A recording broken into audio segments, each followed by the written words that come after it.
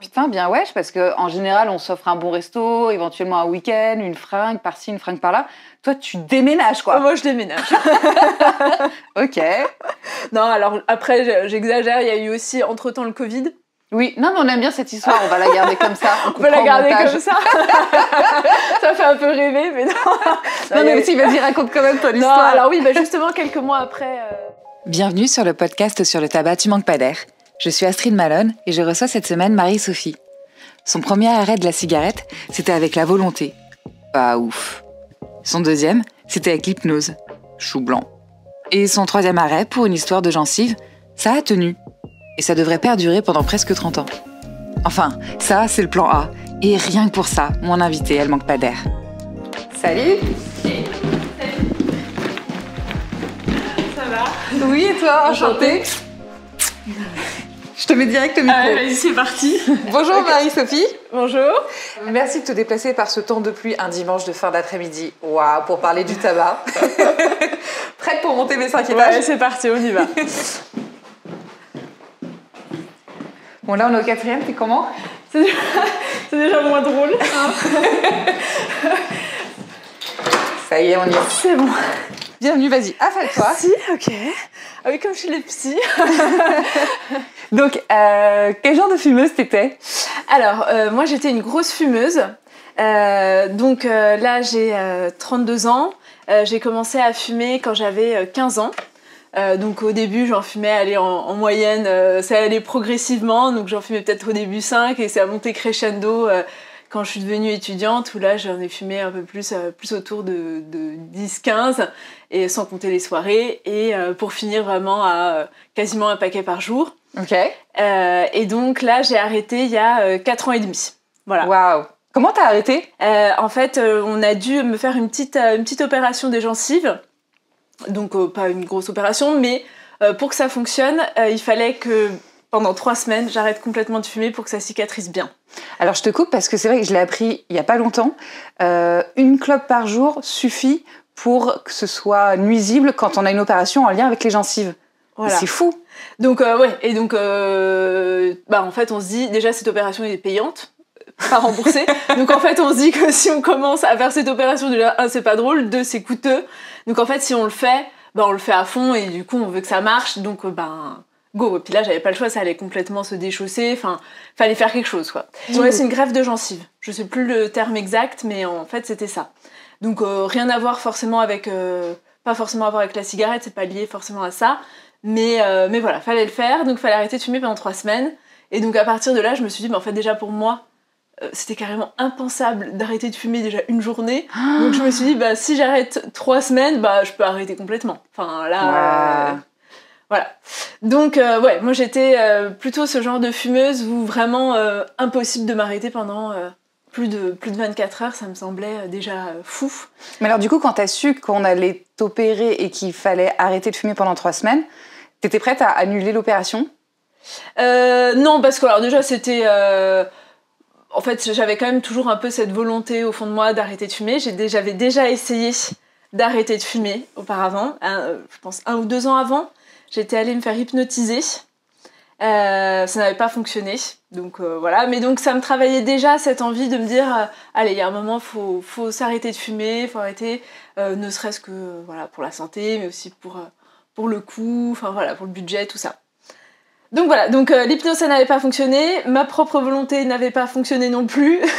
Et donc là, ma 3e essai, c'était la petite opération des dents qui me donnait l'obligation d'arrêter. Donc je me suis chauffée, je me suis dit c'est parti, on va m'acheter des patchs. Donc j'ai acheté des patchs en pharmacie. Et je me suis dit, comme ça, au moins, ça m'apportera un peu de nicotine ouais. pour compenser tout ça. En même temps, j'ai eu la chance, j'ai une de mes super copines qui fumait comme moi et qui m'a dit, Ego, ça me donne envie aussi, j'arrête en même temps. Vachement sympa pour se motiver. Trop cool. Donc, en fait, on était 2 en fait, à se motiver en même temps pour arrêter de fumer. Donc ça m'a aidé énormément aussi. Est-ce qu'elle fume encore? Elle a arrêté de fumer aussi, complètement, définitivement. Donc aussi depuis 4 ans et demi, voilà. Grâce à tes gencives. Voilà, on a notre petite date d'anniversaire qui fait que voilà, on s'en souvient chaque année. Voilà.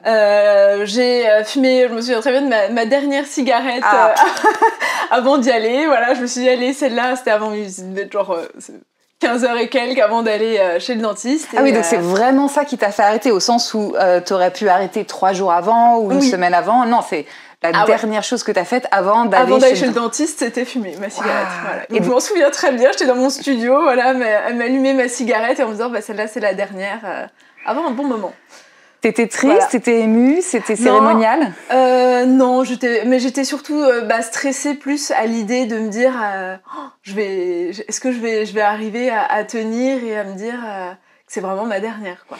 C'était plus ça. Mais, oui, un peu comme voilà, une petite séparation, c'était pas facile parce que vraiment pour le coup vraie passion pour la cigarette quand même, hein. C'est vraiment mon truc. Donc dès le collège, quand c'était un moment les premières fois etc pour essayer de fumer, moi je me souviens, j'avais fumé du coup ma première cigarette et j'avais fini celle de ma copine, quoi. Ah ouais. Voilà. Une clope, ouais. Je trouvais que l'odeur était agréable, le geste, la petite sensation quand ça passe dans la gorge, enfin tout me plaisait dans la cigarette. Et en fait, ça m'accompagnait tous les jours, au quotidien, du matin au soir, dans tous les moments, à café, je suis triste, je suis heureuse, enfin... Tout était prétexte à s'en allumer. Tout était prétexte à fumer une cigarette, quoi. Ouais. Et même quand il y avait rien de spécial, mais en fait, juste rien faire et sans cigarette, c'était presque impensable. Oh donc voilà. Donc donc vraiment, j'étais le genre de fille à qui on dit avec Sophie, impossible qu'elle arrête de fumer. C'est impossible. Ça faisait partie de ton identité finalement. Ouais, c'était un peu ça. C'était vraiment moi et la cigarette, quoi. Donc voilà, donc c'était vraiment une vraie coupure. Je me suis dit faut que ce soit de toute façon plutôt brutal parce que j'avais essayé de diminuer et en fait ça marchait pas parce que je me dis Mais alors pourquoi tu voulais diminuer si c'était une passion? Je sais que c'est une fausse question, mais tu vois ce que je veux dire. En me disant, en fait moi j'aimerais bien réussir à me dire je fume qu'en soirée, par exemple. Si j'arrivais à me dire ça, en me disant je fume juste 1 ou 2 cigarettes en terrasse le soir, c'est très bien. Si j'arrivais à me dire ça, je pense que je continuerais de fumer là actuellement. Mais le problème, c'est que moi là, c'est l'excès. Si je fais ça, je sais très bien que le lendemain matin, je me réveille, première chose que je fais, c'est de m'allumer une clope, quoi. Enfin, ouais, donc t'es dans la team de juste une, ça ne marche pas. Moi, ça marcherait pas. Je pense que je suis trop dans l'excès et j'aime trop ça ça me redonnerait le goût et ce serait reparti de plus belle. Donc je préfère. Voilà, je me dis que c'est même pas la peine de retenter une seule fois parce que ça va tout capoter, c'est certain. Tu peux nous parler de la session d'hypnose? Donc oui, c'était avec une de mes collègues à l'époque et qui aussi voulait arrêter de fumer. On s'était chauffé, on s'était dit allez, on va faire de l'hypnose. Alors elle, ça a fonctionné. Et moi, en fait, il n'a pas réussi du tout en fait, à m'hypnotiser. Donc ça s'est un peu arrêté là. Et au lieu de me dire allez, je persiste et j'essaye de faire une autre méthode dans la foulée, en fait, j'ai lâché l'affaire pendant un bon moment. Ouais. Et ta collègue a toujours... Alors non, elle a tenu quand même quasiment 2 ans, je crois. Ouais. Donc ça a quand même bien marché pendant un bon moment. Mais tu sais, moi, ça me fait flipper parce que quand les gens disent « Oh, j'ai arrêté 2 ans, 5 ans, 10 ans », et puis après, ils refument, je me dis « Mais mon Dieu, moi, ça fait 3 ans, mais ça veut dire que jusqu'à la fin de la vie, jusqu'à ma mort, je peux rechuter, quoi. » Ouais. Alors moi, ce qui m'aide aussi à arrêter de fumer, c'est de me dire que à mes 55 ans, je ne sais pas pourquoi j'ai décidé cet âge-là, mais je l'ai décidé, je pense, au moment où j'arrêtais de fumer, je reprendrai la cigarette. Ok. Et donc en fait, voilà, donc je me dis que moi, c'est pas fini, la cigarette, c'est juste une longue pause dans ma vie, pour m'éviter effectivement peut-être trop rapidement des problèmes de santé ou des problèmes de budget, etc. Enfin, pour plein de raisons. Mais dans ma tête, moi, c'est très clair. À mes 55 ans, je reprends la cigarette et là, nos limites. Et si jamais tu apprends que les cigarettes telles qu'on les connaît là ou telles qu'on les a fumées à l'époque n'existeront plus quand tu auras 55 ans. J'avais pas pensé à ça. Ne me dis pas ça. Sinon quoi? Sinon tu refumes là? Enfin, franchement, ouais. Je me dis, c'est bon, je reprends à fumer. Ok. Chers auditeurs, on va la laisser dans le déni. C'est vrai que c'est bien de pas savoir. Donc, vaut mieux pas savoir, parce qu'effectivement, si ça s'arrête complètement, je serais dégoûtée, là, si on me disait ça. Et la cigarette électronique? Alors ça, j'avais essayé aussi, mais j'aime pas du tout. Et je trouve que ça n'a rien à voir, et puis limite, ça me donnait mal au ventre. Enfin, ça ressemble pas du tout à la cigarette, déjà. Et ouais, non, ça compensait pas du tout. Donc ça n'a pas marché. Mais par contre, ouais, moi, j'ai vraiment les patchs, ça a été quelque chose pour moi qui a hyper bien fonctionné. Alors j'avais pris la dose la plus forte, etc. pour être sûre de me donner un maximum de nicotine pour pas que la je craque.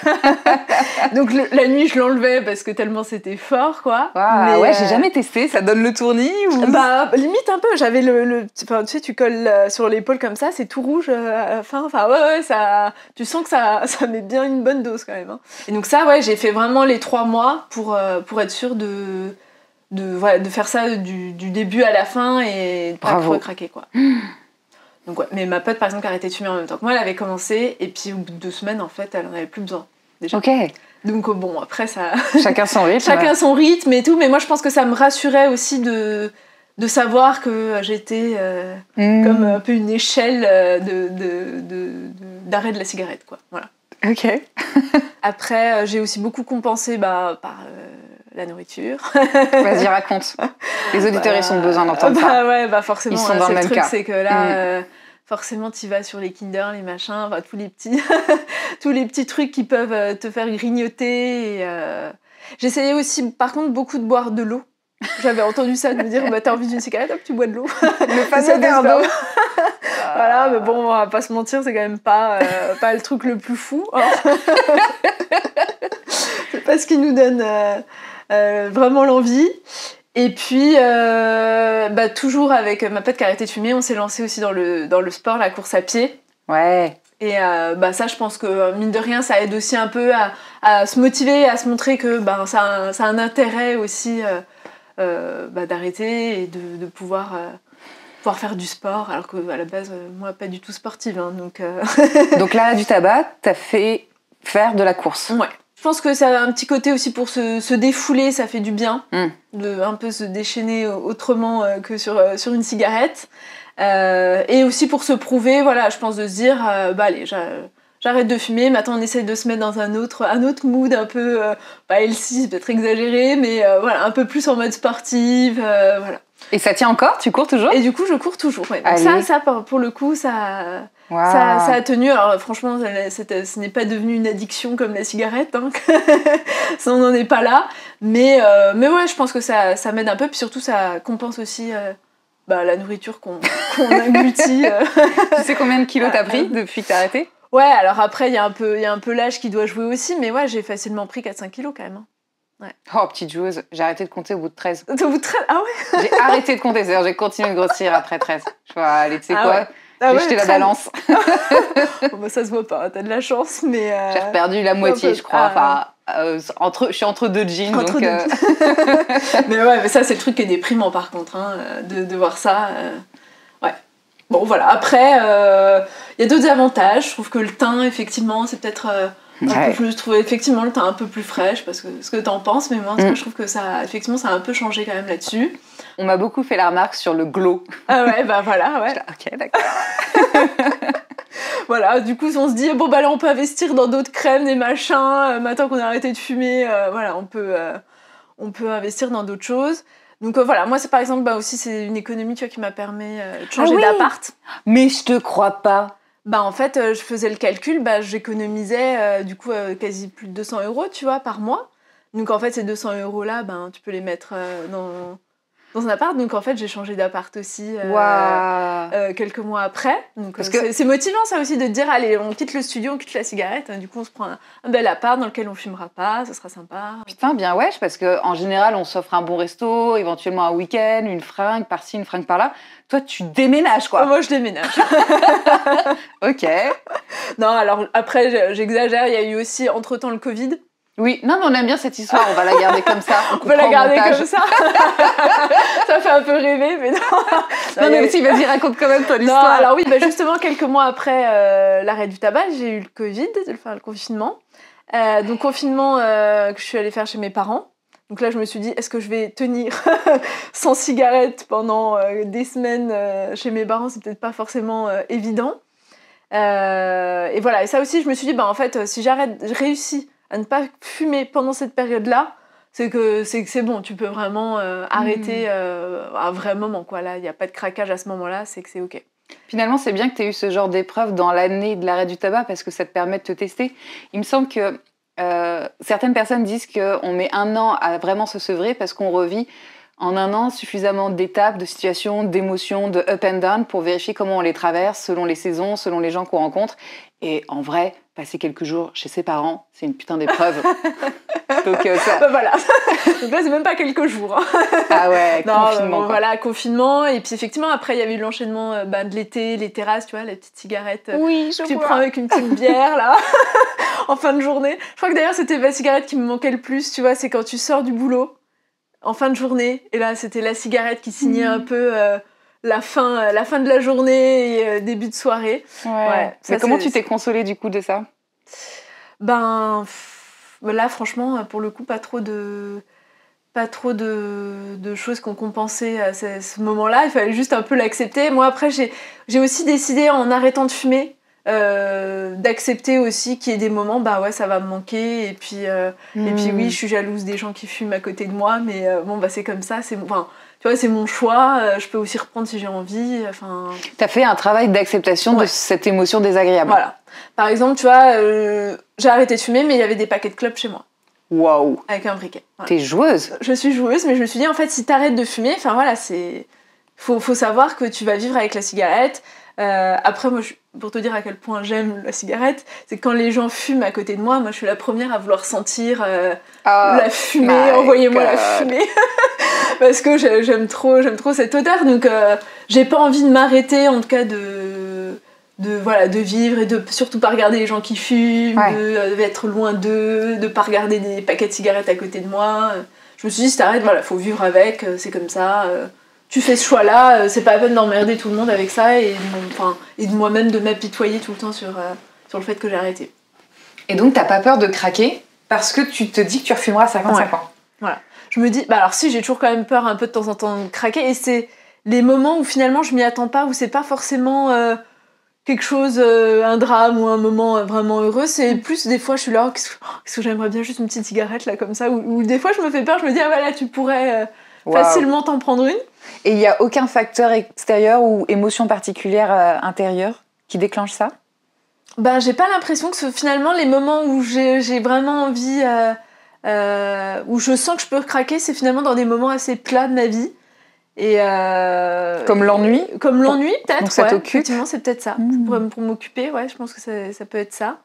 Après, si, tu vois, quand je suis stressée, j'ai envie d'une cigarette, forcément, l'envie reste. Mais est-ce que c'est au stade du craving? C'est fort, c'est intense, c'est impérieux? Non, franchement, non. Non, franchement, j'ai pas eu cette sensation de vraiment, je vais craquer, là, je vais le faire. J'ai pas eu cette sensation, mais je te dis, je m'amuserais pas, par contre, à prendre une cigarette dans ma main. Ouais. En fait, je veux pas non plus trop tenter le diable, quoi. Ok, donc être entouré de fumeurs, ok, mais pas de prendre la clope dans les mains. Non, je prendrais pas de cigarette quand même dans mes mains. Et voilà, je pense qu'il faut plutôt accepter de se dire, en fait, si t'as envie de le faire, tu le fais, et puis voilà, et puis faut pas se voiler la face et éviter tout le truc, quoi. Tu dirais du coup que c'était dur pour toi le sevrage? Parce que là, en t'entendant... Non, c'était hyper dur. Mais en t'entendant, je suis là, non mais ça va, elle a pris quelques kilos, la clope en sortant du taf, nanana. Mais tu dis ça, t'as changé d'appart et tout. Mais en t'écoutant, j'ai envie d'avoir le sevrage que t'as eu. Moi, j'en ai eu un horrible. Alors non, parce que tu vois, là, j'oublie cette petite période quand même. Je dirais les 2-3 semaines qu'on suivit l'arrêt, c'était horrible quand même. Je pensais à ça non-stop. La nuit, ça me réveillait. Mais comme une grosse droguée, je me réveillais la nuit. Je me souviens, je faisais des rêves. J'essayais de crier, j'y arrivais pas. Enfin, c'est vraiment comme des paralysies nocturnes. Comme une désintox, quoi. Vraiment. Ok. Donc non, je me souviens que ça me... Et puis vraiment, j'y pensais tout le temps. Enfin... Donc, mais 3 semaines, pas facile. 3 semaines d'enfer. 3 semaines d'enfer, et après, je dirais qu'au fur et à mesure, ça allait quand même un peu mieux. Je pense que je commençais un peu à m'y faire. Ah, t'as traversé un truc quand même. Ouais, non, quand même, c'était pas simple. Hein, non. Je dis pas que c'est génial que t'aies traversé ça, mais pour ceux qui nous écoutent, eux, ils sont dans le down, donc c'est pour ça qu'ils ont envie de dire, vas-y, si c'est trop facile, je suis juste jaloux et ça m'intéresse pas, quoi. Et la preuve, c'est que c'est pas facile, c'est qu'encore maintenant, j'y pense. Et je me réjouis encore de mes 55 ans où je vais pouvoir reprendre la cigarette. Donc on peut pas dire que ce soit si facile que ça, c'est pas... puis effectivement, dès qu'il y a une soirée, dès qu'il y a de l'alcool, enfin voilà, t'as envie d'associer ce moment avec une cigarette. Donc non, c'est un peu tous les jours, mais je dirais que la tentation et l'envie est moins forte au fur et à mesure du temps quand même. Oui, c'est ça, le craving diminue en degrés. Ça diminue quand même pas mal. Et ça, c'est déjà énorme. Il faut dire qu'au bout d'un moment, ça va quand même diminuer très fortement. Et puis, te dire que tu as arrêté et que tu reprendras à 55 ans, c'est hyper confortable pour le cerveau parce que ça cadre et ça donne une limite. Donc du coup, ça permet de se dire, bon, bah, il arrivera un moment donné où je pourrais me soulager de cette forme de tension. Sauf que d'ici là, il pourra expérimenter que la tension est de moins en moins forte et que c'est de moins en moins grave. Et en plus, c'est pas mal, toi, parce que tu as commencé par, quoi qu'il, pendant 3 semaines, à cause de ton opération, tu ne peux pas fumer, donc il faut que tu tiennes. Et après... Voilà, après les 55 ans, on les attend. Qu'est-ce qu'il y a de positif depuis que tu as arrêté de fumer? Tu te mets à courir, tu as changé d'appart, tu as un teint plus beau. Voilà, ouais, c'est quand même agréable. Je sens plus la vieille cigarette, voilà, c'est déjà bien. Et puis après, moi je suis hyper contente aussi d'avoir déjà entraîné aussi une de mes copines dans cet arrêt du tabac. Et en parallèle, il y a eu aussi mon frère, en se disant que tu pareil, un gros fumeur comme moi. Et en me voyant, on se disait, si elle a arrêté de fumer, moi aussi je peux le faire. Et donc quelques mois après, il a arrêté de fumer aussi, définitivement aussi. Wow. Donc voilà, donc je me dis, voilà, ça a des effets aussi un peu positifs autour de moi. Et ça, je trouve ça cool aussi. Donc c'est aussi quelque chose dont je me remémore aussi les moments où j'ai envie de craquer. Je me dis, attends, craque pas. Tu vois, t'as montré un peu aussi... l'exemple et ça donne envie de poursuivre, quoi. Et alors du coup, qu'est-ce que tu voudrais dire à la Marie-Sophie qui aura 55 ans et qui écoutera cet épisode? Je dirais, voilà, maintenant c'est bon, tu peux y aller. Non, je pense que je serais contente de moi. Je dirais, franchement, si t'as réussi à tenir toutes ces années sans cigarette, c'est vraiment top parce qu'effectivement, ça a retardé peut-être des gros soucis, ça a peut-être... amener aussi plein de belles choses qui seraient pas arrivées si tu continuais de fumer. Et voilà, après, j'espère, évidemment, j'espère qu'à 55 ans, je serai là, non, c'est finalement, j'ai plus besoin de fumer, c'est bon. J'aimerais bien me dire ça, mais honnêtement, vu comme j'aime la cigarette, je pense que moins qu'il y ait d'autres, je sais pas, d'autres choses qui sont arrivées dans ma vie entre-temps, mais je me dirais, vas-y, go, fume, quoi. C'est aussi une petite promesse que je me fais à moi-même.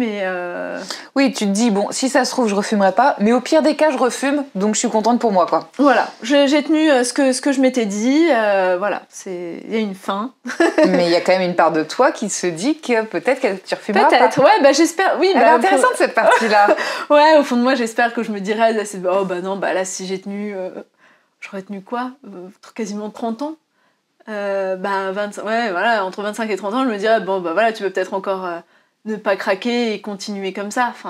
Surtout qu'on ne sait pas, effectivement, dans des dizaines d'années, ça aura peut-être encore bien changé, tout le mouvement autour du tabac, donc ce sera peut-être encore plus compliqué de fumer, je sais pas, on verra. Mm-hmm. Mais oui, au fond de moi, j'espère me dire, allez, t'arriveras à tenir toute ta vie, parce qu'on sait que globalement, ça a quand même d'énormes impacts négatifs. Donc voilà, on verra. Okay. Je te redirai ça à 55 ans. Est-ce que t'as remarqué que t'avais plus mal à la gorge? Oui, alors tu vois, je toussais quand même pas mal. Ah ouais, on va pas se mentir, on toussait quand même bien, ou tu vois, le truc pas charmant, mais genre les glaires, etc. Voilà, ça y a plus, forcément, ça c'est aussi, ouais, très cool, hein, on va pas se mentir. Hein. C'est, tu le ressens quand même que ça encombre quand même les bronches, je trouve effectivement que tu respires peut-être un peu moins bien et sur le moment, les premiers temps, on s'en rend pas forcément compte, mais je pense que, tu vois, maintenant, avec du recul, oui, tu respires quand même mieux sans et tu te sens plus, peut-être plus léger, on va dire ça comme ça. Qu'est-ce qui t'énervait pendant le sevrage? Qu'est-ce qui m'énervait? Écoute, franchement, ce qui m'énervait, c'était plus le fait de pas arrêter d'y penser, en fait. De me rendre compte à quel point, en fait, t'es obsédée par ça. Et de tout tourner autour de ça. Là, c'est là, c'est limite de te féliciter parce que tu bois un café sans cigarette. Enfin, tu vois, ça prend de la place, ouais. Ça prend de la place, tu vois. Et c'est assez énervant. Ce serait quoi le pire conseil ? Le pire conseil, c'est peut-être finalement de donner une solution. Il faut absolument que tu fasses ci, ça, comme ça, parce que toi-même tu l'as fait. Alors que je pense qu'en fait, les gens sont différents et chacun effectivement, ça peut-être sa technique. Donc je supporterais pas qu'on vienne me dire il faut absolument que tu fasses ci comme ça, que tu fasses de l'hypnose parce que moi ça a trop marché. Non, en fait, je pense qu'il y a 1001 techniques pour arrêter de fumer et que chacun est différent. Peut-être que moi, effectivement, je suis un peu dans l'excès, donc c'est soit je fume un paquet, soit j'en fume plus du tout. Mais peut-être que pour d'autres, il y en a qui arriveraient à diminuer au fur et à mesure, qui ont besoin justement qu'on soit plus doux avec eux, que ça se fasse plus sur du long terme. Donc voilà, je pense qu'il n'y a pas de... C'est insupportable ce genre de phrase. C'est insupportable. Non, mais tu vois ce que je veux dire. Voilà. Oui, je pense que chacun son truc, en gros. C'est comme, je sais plus dans quel... J'étais où il y avait une chicha. Et, tu vois, instinctivement, j'étais oui, on va se faire une chicha. Puis en fait, j'étais là, non, tu vas pas faire de chicha du tout. Tu vas pas t'en faire de chicha parce qu'en fait, tu vas reprendre cette envie encore d'avoir de la fumée. Enfin, non. T'es au courant que fumer une chicha, c'est équivalent à fumer un paquet de clopes ? Ouais, ça, je me souviens parce que c'est fou, ça. Ça paraît fou, oui. On se rend pas compte comme ça. Hein. Alors, je préfère fumer un paquet de clopes. Hein. En plus, ça, c'est mon manuscrit. Okay. Il sort dans 2 mois. Je voudrais que tu ouvres au hasard. Ok. Et que tu lises ce sur quoi tu vas tomber. Alors, c'est parti. Hop. La peste ou le choléra. Alors, en chemin pour la Norvège, j'appelle Liège. On vit nos guerres respectives. Je lui parle de mon comportement avec l'alcool. Liège est un ancien fumeur et il a un proche alcoolique. Donc, quand il commence à prendre une voix paternelle et grave en disant « Si c'est pour boire comme ça, il vaut mieux que tu refumes », c'est qu'il flippe. Et je sais qu'il a raison.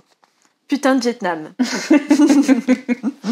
Est-ce que toi, quand t'as un peu compensé par la bouffe, ou beaucoup, je sais pas comment tu te juges par rapport à ça, tu t'es dit « Ah putain, mais si je continue comme ça, vaut mieux que je refume ?» Oui, honnêtement, je me le suis dit. Ouais, en fait, je me suis dit, par contre, j'ai pas du tout envie de devenir... de prendre 10, 15 kilos. Enfin, j'ai pas envie d'avoir cette allure-là. Je quitte pas la cigarette pour me créer de nouveaux problèmes, en fait. Donc en plus, ça m'amuse pas. Je préfère fumer que de manger. Donc ouais. Donc clairement, si j'avais senti que j'avais pas réussi peut-être un peu à me cadrer, à un moment me dire allez stop, par contre on va pas non plus complètement délirer et on va s'arrêter là, peut-être que j'aurais refumé. Ouais. Je me suis dit franchement si je prends trop de poids je refume. Comment t'as réussi à arrêter de compenser par la nourriture ou tu continues toujours de compenser par la nourriture? Honnêtement toujours un peu. Je pense que si là actuellement je me mettais à refumer, je suis sûre que je perdrais du poids. Et ça je me le dis voilà c'est la vie. Après je pense tu vois j'ai compensé aussi un peu avec le sport. Donc ça je pense que ça m'a quand même un peu aidée et puis après le sport et je marche beaucoup du coup aussi ça m'aide bien par exemple tu vois si tu me demandais après le boulot tu vois je me fumais une cigarette là tu vois je me dis maintenant je rentre à pied chez moi ou tu vois j'essaie de faire tout à pied un maximum parce que ça me coupe un peu aussi de certains moments ça me fait comme une sorte de pause tu vois. Et du coup je pense aussi que ça me fait un peu marcher donc brûler un peu de calories voilà. On essaye de faire un peu comme ça mais ouais honnêtement il n'y a pas non plus de solution miracle sur le fait de pas trop compenser sur autre chose quoi c'est ouais je sais pas toi comment t'as réussi pour faire ça mais pour arrêter de bouffer ouais. Et picoler ouais. Ça a été un vrai travail. Ouais, j'ai fait une semaine de jeûne et une semaine de vipassana. Ah ouais. Sinon je savais que j'y arriverais pas. Ouais. Et je me suis fait flipper de voir comment je compensais par la bouffe et par l'alcool. Donc finalement j'ai dû attendre d'avoir une sorte de nouveau déclic. Ouais. Et je crois que mon sevrage du tabac il a commencé une fois que ce sevrage de l'alcool entre guillemets c'est enclenché. Après j'étais je buvais pas non plus des litres et des litres. Oui, je suis pas une grosse buveuse, mais entre moi et moi-même, je voyais bien qu'il y avait une différence. Qu'il y avait un problème. Ouais. J'avais pas les mêmes intentions quand je buvais un verre. Ouais. C'est comme si j'essayais de tirer une latte à chaque gorgée. Super chelou. Oui, mais je vois le style. Hein. Ça va vite. Hein. Ouais. Mais alors, ce qui est étonnant, c'est que une fois que j'ai fait le jeûne et le vipassana, j'ai continué de boire, mais très peu. Et je me suis rendu compte que ça me faisait pas du bien. Donc, j'ai des périodes où je bois pas pendant 1, 2 ou 3 mois. Parce qu'en fait, si je bois, d'une certaine manière, les jours qui suivent, je me sens pas bien, mais moralement, comme une mini-dépression. Et c'est assez vexant. Oui. Et c'est trop cher payé, en fait. Alors que j'adore boire. Enfin, tu sais, je suis fille de vigneron, j'ai grandi en Champagne, il y a toujours du champagne à la maison, c'est normal, quoi. Et ben, maintenant, ça fait plus trop partie de mon quotidien. Donc, le sucre, laisse tomber. 1 mois sur 2, j'en mange beaucoup trop. Ah bah oui, ça... Quel enfer. Quel enfer, oui. Mais tu vois, le sucre, j'ai dû me sevrer de certaines formes de sucre. Par exemple, tout ce qui est Kinder et compagnie, c'est niet. Et là, ça marche hyper bien. Et j'en voudrais plus. Ah bah alors ça, il faut que tu me donnes ta technique, parce que ça, c'est mon nouveau gros problème, tu vois. C'est quoi tes sucreries préf? Bah c'est ça, moi, c'est les Kinder, tu vois. Les Quel Kinder? Kinder Bueno. Ah là là, high five. Ça, c'est le must. Hein. Ça, c'est le must. Et les Kinder Bueno, ouais, ça, je pense que, tu vois, c'est un truc qui compense bien la clope, tu vois, à mon avis. Ouais. Bah alors, qu'est-ce que je peux te donner comme tips?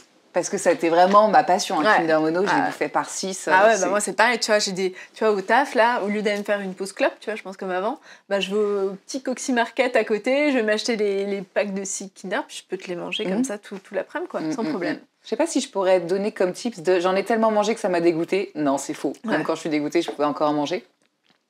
En fait, au lieu d'arrêter, j'ai mangé des sucres moins pires. Ouais. Et en fait, de manger des sucres moins pires, ça me donnait moins de craving de ce mauvais sucre. Et au lieu de retirer le mauvais, rajoute du bon. C'est-à-dire, rajoute-toi des légumes verts à gogo, mais vraiment à gogo. Rajoute-toi des choses qui te donnent envie et qui sont bonnes pour la santé. Et tu vas voir qu'il y a un truc qui va se compenser. Une petite balance, ouais. Et enfin, là, je te donne un conseil, mais ça mange des légumes à la place. Je sais, c'est pas fun. Mais en vrai... Oui. Ok, tu veux manger 6 Kinder Bueno, tu les manges, mais avant, tu manges une pomme. Et en fait, l'une des choses qui m'ont aidé à arrêter, donc je te dis Kinder, bon, passion Kinder Bueno, mais passion tout ce qui est cochonnerie qu'on trouve dans les distributeurs. Bah oui, c'est ça. Ça, c'est niette parce que ça me réenclenche un craving très très fort. Quand j'en mange, c'est un peu comme l'alcool, les jours qui suivent, j'ai un down. Ouais. Et c'est un down que je souhaite vraiment à personne. Et c'est un peu vexant parce que je suis du genre à méditer, respirer, être hyper optimiste. Vraiment, je suis la meuf qui va bien, qui sait comment aller bien, qui sait prendre soin de soi. Et quand j'ai un down comme ça, je suis au bout du roule et je sais pas comment m'en sortir. Je suis dans un mood de 1% du temps où t'as le craving, il y a rien qui va. Et je sais que c'est mi-hormonal, mi-physique, je sais pas quoi. Dire, c'est un peu lié aussi à ça, ouais. Et donc... Est-ce que c'est aussi parce que ça te donne la sensation d'avoir un peu échoué, tu vois? Et ben non, parce que dans le mauvais sucre, dans les mauvais aliments, il y a vraiment des mélange entre les additifs, les machin, c'est vraiment, vraiment de la merde. Et maintenant, mon corps est devenu un curseur de bonne nourriture. C'est chiant parce que du coup, moi, j'aime aussi la junk food. Ben, c'est mort, je sais que je vais le payer. Et j'ai suffisamment payé cher pour ne plus avoir envie. Donc moi, ma technique, c'est que, ok, tu veux du sucre, t'as pas envie d'être trop dur avec toi, go sur tout ce qui est pâtisserie fraîche. Ok. Un truc qui va périmer au bout de quelques heures, c'est moins pire pour le corps qu'un truc bourré de conservateurs. Mais tu vois, le fait de... Enfin, c'est intéressant ce que tu dis, le fait de savoir qu'il y a des conséquences sur ça. Tu vois, ça, moi, je pense le poids. Tu me dis, tu vas manger un Kinder, tu vas le payer sur ton poids. Mais le fait de savoir que moralement, ça, tu vas aussi le payer, bah ça, tu vois, moi, j'ai jamais fait le lien, tu vois. Et il faudrait que je fasse attention à ça. Parce qu'effectivement, moi, ça peut vite... Enfin, je pense que ça peut être sujet à des up and down comme ça. Donc, effectivement, tu vois, mais j'ai jamais fait le lien. Donc, peut-être la prochaine fois, je ferai attention. Effectivement. Ah ouais, tu me diras. Je te dirai, parce que, tu vois, ça, j'y ai pas pensé du tout. Typiquement, parce que pour moi, ça n'a pas d'effet sur le long terme, tu vois, là-dessus. Mais en fait, Non, mais laisse tomber. Moi, quand je m'en suis rendu compte, parce que ce qui m'a le plus impacté, c'est l'alcool. En fait, mon année de sevrage, j'avais beaucoup de down à un moment donné, en mode wow, qu'est-ce qui se passe? Une espèce de dépression parce que la nicotine était créateur de dopamine, sérotonine, blablabla. Donc, le temps que le cerveau en recrée, j'ai une forme de dépression. Et je buvais beaucoup d'alcool pour compenser. Et en fait, l'alcool, c'est un dépresseur. Donc du coup, j'avais dépression sur dépression. Ouais. Et quand ça allait pas, je pouvais plus facilement boire un coup, alors que c'était pas du tout un réflexe avant. Et maintenant, je comprends que, en fait, si on m'avait dit que c'est l'alcool qui joue sur ton moral, j'aurais arrêté dans la minute. Bah ouais. Non, mais tu vois, ça, je sais pas non plus. Ouais. La meuf pas fun, quoi. La meuf pas fun. Ouais, ça, c'est chiant. Ouais. Bon, après, je veux pas continuer de vendre la sobriété, même si j'adore ça. Mais je pense que je suis beaucoup plus fun, sobre, avec de l'énergie, plutôt que pompette et fatiguée, quoi. Oui, non, oui, c'est clair. Ouais. Mais ça, t'as appris ça comment, par exemple, tu vois, ce lien entre justement les sucreries comme ça et ton moral? Parce que quand j'ai arrêté suffisamment longtemps, ou j'ai mangé suffisamment sainement longtemps, et que j'allais hyper bien, émotionnellement, un jour j'ai dû être, je sais pas, il suffit d'un goûter un goûter d'anniversaire. En tout cas, une occasion spéciale où c'est pas moi qui étais proactive et que c'était sous mon nez, je me suis dit, allez, go. Et le lendemain, il y avait un truc qui grésillait en moi. Et quand je te dis grésiller, c'est vraiment ça, l'émotion grésille, un truc qui physico-émotionnel, je sais pas quoi. Tu l'as vraiment ressenti, quoi. Ouais. Ça, je trouve que... Et c'est pour ça que j'aimerais bien tester là-dessus, parce que je pense que, en voyant effectivement que je suis de meilleure humeur et que j'ai la pêche parce que j'ai arrêté de manger des chocolats, oui, franchement, ça peut... Enfin, ça change le quotidien, quoi. Ça a un vrai impact. Pourquoi t'as accepté de répondre à l'interview ? Parce que je trouve ça déjà hyper cool, et je trouve que c'est une bonne initiative, et je trouve que surtout le fait d'interroger différentes personnes qui ont différentes techniques, qui ont différentes histoires, je trouve que c'est sympa à écouter, et ça peut inspirer les gens aussi pour arrêter de fumer. Donc, en quoi tu dirais que tu manques pas d'air ? Je pense que c'est de se dire, de me dire, j'ose dire que j'ai arrêté de fumer, mais que je reprendrai. Et voilà. J'avoue, tu manques pas d'air. C'est ça. J'espère que cette interview vous a plu. Vous trouverez toutes les informations complémentaires dans la description de l'épisode et tout ce qu'il faut pour s'abonner, liker, commenter, nous retrouver sur les réseaux et même prendre contact si vous voulez nous partager votre témoignage. Bisous à vos horribles cravings et autres impérieuses envies de fumer. Rendez-vous la semaine prochaine et d'ici là, bon sevrage.